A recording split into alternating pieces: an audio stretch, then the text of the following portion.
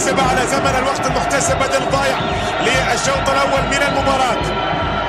هل يأتي الخبر السعيد؟ كرة من ضربة ركنية خطيرة وفرصة جول جول.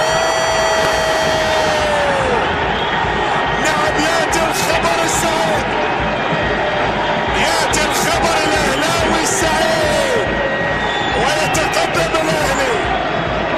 ماكينتي ديوب يسجل، الأهلي يتقدم في توقيت ممتاز. هدف للنادر، جاء الخبر السعيد وأول هدف لديوب في آسيا، أول هدف لماكينتي. الدفاع يعمل الكل أن يستمر هذا الأداء الكبير الجميل. هذه محاولة عالية وللأمام، هذه خطيرة، فرصة. الخوف، كل الخوف من مثل هذه الكرات.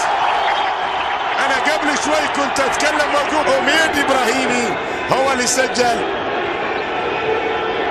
أميد إبراهيمي هذه الكرة بثقل السنوات، بثقل المباريات الدولية، حاضر في المباراة الآن. كرة عالية للأمام، هذه خطيرة، فرصة، جول جول جول.